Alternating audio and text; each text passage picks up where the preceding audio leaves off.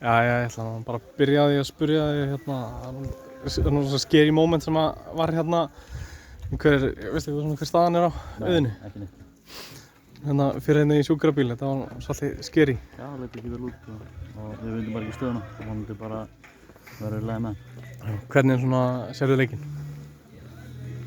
Ég segi bara þannig að Þróttur voru miklu betri en við í svona 89 af 90 myndum og áttu þennan sigurfyllilega skilið og það átti að reyna þetta stærra.